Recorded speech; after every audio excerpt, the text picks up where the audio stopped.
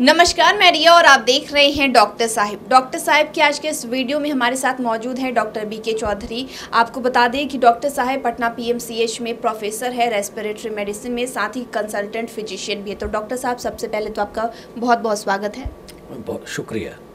Doctor साहब, sleep apnoea ये सांस से संबंधित किस तरीके की बीमारी है? लोग इसकी कैसे चपेट में आते हैं और लोगों को पता कैसे चलेगा? देखिए, आप बहुत महत्वपूर्ण टॉपिक पर आप डिस्कशन आज करना चाह रही हैं। बहुत बहुत शुक्रिया, बधाई हो आपको, क्योंकि बहुत लोग इसके बारे में नहीं जानते हैं। जागरूक करना लोगों को बहुत आवश्यक है। स्लीप एपनिया एक साइलेंट किलर है जो कई बार सोए में मनुष्य लोगों की मृत्यु हो जाती है। उसका सबसे बड़ा एग्जाम्पल एक बहुत मशहूर म्यूज़िक डायरेक्टर थे, बप्पी लाहिरी। उनका देहांत हुआ शॉर्ट, वो स्लीप एपनिया से उनका सडन डेथ हो गया था, उनको पता भी नहीं चला। तो स्लीप एपनिया, पहले ये बताना चाहेंगे, हमारे रेस्पिरेटरी सिस्टम से संबंधित सबसे इम्पॉर्टेंट ये है कि कई बार होता है मनुष्य को ये लग रहा है कि हम कंफर्टेबली सो रहे हैं कि नहीं सो रहे हैं। रात में कई बार उसका हो रहा है कि उसकी सांस रुक जा रही है, खर्राटा। सबसे इम्पोर्टेंट उसके पहले समझने की बात ये, खर्राटा, स्नोरिंग, जितना भी खर्राटा है वो सब डेंजरस नहीं है। जो खर्राटा रुक जाता है, एपनिया क्या हुआ? सीजेशन ऑफ ब्रीदिंग, सांस रुक गया अगर, उसको कहते हैं एपनिया। तो स्लीप एपनिया, सोने के दौरान यदि सांस रुक गया उसको स्लीप एपनिया कहते हैं। तो सारे लोगों को तो नहीं होता है खर्राटा, सभी लोग खर्राटे से ग्रसित रहते हैं थोड़ा बहुत, लेकिन जो खर्राटा रुकने लगा इसको स्लीप एपनिया कहते हैं। ये डेंजरस है। इसकी वजह से ब्लड प्रेशर बढ़ता है, शुगर होता है, कोलेस्ट्रॉल बढ़ता है, हार्ट अटैक की संभावना और सडन कार्डियक डेथ। कई बार ऐसा देखा गया है कि स्लीप एपनिया में लोग सोया रहता है। बहुत लोगों के बारे आप सुनते होंगे कि फलाना आदमी सोया तो सुबह उठा ही नहीं। He might be suffering from sleep apnoea. तो उसको हो सकता है कि स्लीप एपनिया से सफ़र कर रहा हो और वो डायग्नोसिस नहीं हुई। दूसरी उसकी महत्वपूर्ण ये होती है कि सबसे उसका कैरेक्टरिस्टिक इम्पॉर्टेंट ये है कि वो पेशेंट कभी फ्रेश नहीं रहता। नेक्स्ट डे वो डे टाइम सोमनोलेंस, मतलब कि दोपहर में, दिन में भी बैठा रहेगा तो सो जाएगा बैठे बैठे। ये सबसे इम्पोर्टेंट कैरेक्टरिस्टिक। विदेशों में तो ड्राइविंग लाइसेंस सीज कर ली जाती है, क्योंकि गाड़ी चला रहा तो गाड़ी चलाते चलाते सो जाएगा। रात में उसको लग रहा है कि हम सोए हैं, लेकिन वो एक्चुअली सोता नहीं है। ब्रेन को ऑक्सीजन डिप्राइवेशन होती है, कमी होती है, इसकी वजह से उसका सांस बार बार रुकता है और अगले दिन वो सेटिस्फाइड नहीं रहता है। ऐसी परिस्थिति में वो दिन में बैठे, जहाँ बैठेगा सोएगा। इसको कहते हैं इररेसिस्टिबल डिज़ायर टू स्लीप। इसको कहते हैं डे टाइम सोमनोलेंस, मतलब कि दोपहर में बैठा हुआ। डॉक्टर के यहाँ मेरे पेशेंट तो ऐसे ही हम पहचान लेते हैं कि वो बाहर वेट कर रहे हैं, अंदर आते कहते हैं कि हम तो सो गए थे बैठे बैठे। तो he is a patient, he is a high suspect of sleep apnoea. Sleep apnoea बहुत महत्वपूर्ण है। आज के डेट में स्लीप एपनिया की जागरूकता लोगों को होनी चाहिए। जहाँ भी खर्राटा है दैट मस्ट बी इन्वेस्टिगेटेड।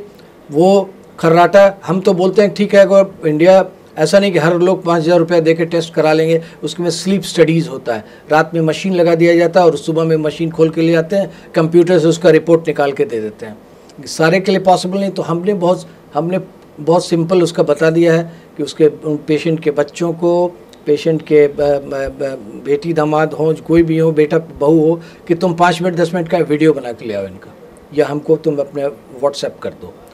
तो उससे भी मोटा मोटी पता चलता है। लेकिन इसका टेस्ट रात भर मशीन लगा के किया जाता है। यहाँ के एम्स में भी उपलब्ध है, प्राइवेट ऑर्गेनाइजेशन में उपलब्ध है। इसको स्लीप स्टडीज़ कहते हैं। उसमें अगर पकड़ा जाता है तो फिर मशीन, एक CPAP मशीन लगा के इसको सोना पड़ता है, और बहुत इम्पॉर्टेंट है। और इसमें सबसे इम्पॉर्टेंट क्या चीज़ है? High index of suspicion. Clinician सोचते नहीं हैं। क्लिनिशियन जो है, डॉक्टर को सोचना होगा, ये हमारी स्पेशलिटी है। स्लीप मेडिसिन हमारा रेस्पिरेटरी मेडिसिन का एक इम्पॉर्टेंट टॉपिक बनता चला जा रहा है। तो स्लीप मेडिसिन में क्या हो रहा है कि हम लोग स्लीप स्टडीज़ कराते हैं। किसका कराते हैं? खर्राटा। सारे लोग खर्राटा लेते हैं।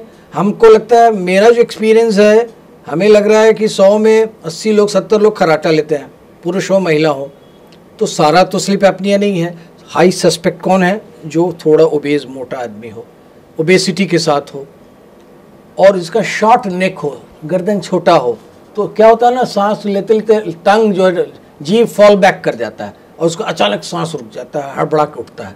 इसी को स्लीप एपनिक स्पेल कहते हैं।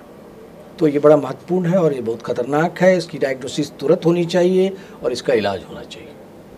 अगर स्लीप एपनिया किसी को हुआ है तो इलाज पूरी तरह से संभव है? स्लीप एपनिया डायग्नोसिस हो जाने के बाद 100% ट्रीटेबल है, लेकिन क्योरेबल नहीं है। माइंड 2 वर्ड्स, ट्रीटेबल, मतलब उसका इलाज किया जा सकता है। एक CPAP मशीन हमने आपको बताया, CPAP मशीन पर उसको सोना पड़ेगा, वो एकदम कंफर्टेबली सोएगा। तो वो मशीन लगवाने के पहले हम लोग ट्रायल देते हैं उस मशीन का, 2 रात, 1 रात 2 रात, कि तुम कंफर्टेबल हो कि नहीं। अटेंडेंट ने बोले कि बहुत कंफर्टेबली सोया रात भर, पेशेंट भी बोले कि एकदम फ्रेश, अगला दिन हम दिन में नहीं सो रहे हैं, तो हम लोग उसको ओके कर देते हैं कि CPAP मशीन के लिए आप जाइए। दूसरा, कई पेशेंट ऐसे होते हैं कि जो बॉर्डर लाइन है, हम लोग कहते हैं कि 3 काम करो। थायराइड टेस्ट कराओ, हाइपोथायराइडिज्म में ऐसा होता है टंग मोटा हो गया, नेक शॉर्ट हो गया, तो थायराइड का इलाज करेंगे तो, और वेट घटाने बोलते हैं।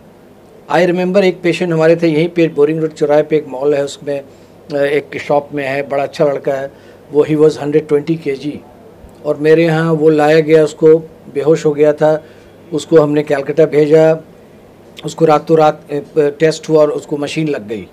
आया तो फिर 6 महीने बाद हमसे पूछा कि सर कैसे, रोते हुए कैसे, क्या होगा?